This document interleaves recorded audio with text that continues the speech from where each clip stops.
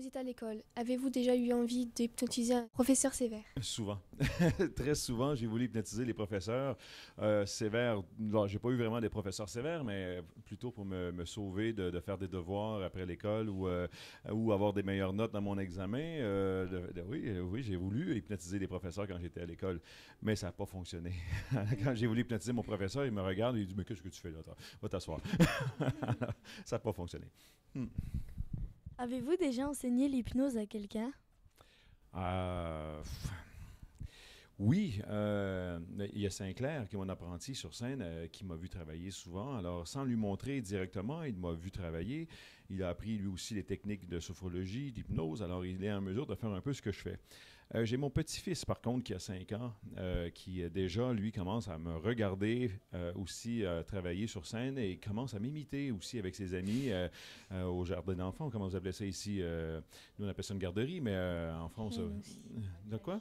Pareil. À la crèche, à la crèche. Alors, c'est ça, à la crèche, il hypnotise ses amis. Bon, ils font semblant, mais il couche les amis au sol, il les fait bouger. Alors, je pense que sans même leur montrer ou leur enseigner mes techniques, ils l'apprennent en me regardant faire et avec le temps, ils comprennent un peu ce que je fais ils comprennent et ils m'imitent. En même temps, en m'imitant, ils vont réussir à aller chercher un peu les techniques que je fais. Alors, c'est une façon pour moi de leur enseigner de façon indirecte. Éventuellement, un jour, j'aurai la chance de former des étudiants, oui, parce que je veux faire des conférences ou des séminaires sur l'apprentissage de nos forces intérieures, le subconscient. Alors, j'aurai la chance éventuellement de l'enseigner. Votre grand-père vous a remis un recueil sur l'hypnose à 7 ans. Vous n'auriez pas préféré une BD d'Astérix? J'avais les deux.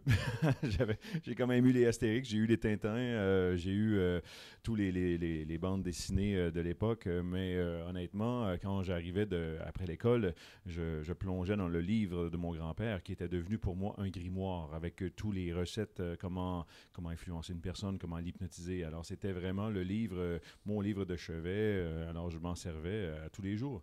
Mais quand même... L'Astérix, oui, j'ai tout lu, les Astérix. Alors, c'est dur à dire ça aujourd'hui, les Astérix. Oui. Pourquoi les gens sont-ils si fatigués après avoir été hypnotisés? Les gens ont récupéré du sommeil dans un état hypnotique. 15 minutes d'hypnose égale 3 heures de sommeil environ. Alors, ils se sentent énergisés. Mais après une performance sur scène comme ils font, ces gens-là bougent beaucoup, dépensent beaucoup d'énergie aussi. Et quand j'éveille ces gens-là, c'est exactement le même effet que l'éveil du matin. Alors, si une personne a la difficulté à s'éveiller le matin et que ça lui prend 1 heure à s'éveiller, ça va être le même phénomène sur scène. Si une personne s'éveille rapidement le matin, elle va s'éveiller aussi rapidement après le spectacle. Mais en général, les gens qui ont vécu l'expérience sur scène s'éveillent et ont encore envie de dormir et se disent « Ah, mais j'étais bien dans cet état, alors j'ai le goût de retourner dans cet état-là » et le cerveau en demande. Le cerveau aimerait continuer de dormir. Et ça arrive souvent chez les gens aussi qui ont beaucoup d'heures de travail. Si quelqu'un a travaillé 80 heures dans sa semaine et il fait ça depuis 3-4 semaines, le cerveau a besoin de récupérer. Et l'hypnose en soi lui a donné au cerveau cette capacité cet endroit où il pouvait récupérer rapidement. Alors le cerveau tente de retourner là pour recharger ses batteries, pour réussir à aller chercher cette énergie qui l'entourait. Alors oui, c'est un phénomène naturel de la personne qui vit l'expérience de l'hypnose, de se sentir un peu fatiguée. Si à la base, elle était déjà fatiguée, elle va tenter de retourner là pour régénérer ses batteries. Mais sinon, tout le monde sort de là vraiment, les gens en sortent grandis et même énergisés après l'expérience. Cap ou pas cap de nous faire une démonstration? Pardon, excusez-moi. Cap ou pas cap de nous faire une démonstration? Alors, quelle est cette expression, ça? Cap ou pas cap de nous faire une démonstration? Je connais pas. Ça veut dire quoi? Ah, capable ou pas capable de faire une démonstration. Ben oui, je suis capable. Alors, vous allez décroiser les jambes, passer les 2 pieds au sol. Vous pouvez laisser votre micro, s'il vous plaît. Déposer le micro. OK. Parfait. Non, mais on va le faire avec les autres. Seulement qu'un test de réceptivité, juste pour vous démontrer à quel point ça fonctionne déjà. OK? Mais on n'ira pas très loin.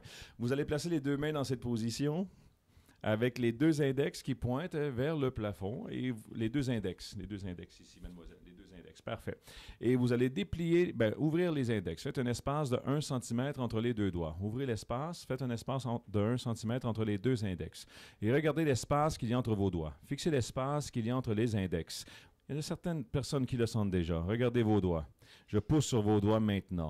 Et vos doigts se rapprochent et se collent de mieux en mieux, de plus en plus. Regardez vos doigts se rapprocher, se coller, se souder. Regardez vos doigts se coller, se souder de mieux en mieux, de plus en plus. Tellement collés, tellement soudés, il sera pour vous impossible de les séparer. Je pousse sur vos doigts avec le 1 et vos doigts collent maintenant.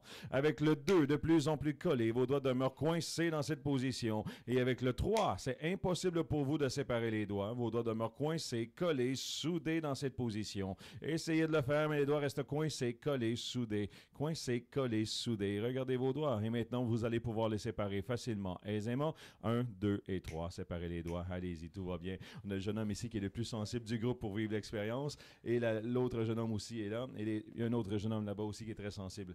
Chaque personne est hypnotisable. Chaque personne peut vivre la sensation d'être hypnotisé ou fasciné, mais le temps varie pour chaque personne. Et moi, mon but, c'est de faire ce test de réceptivité dans la salle.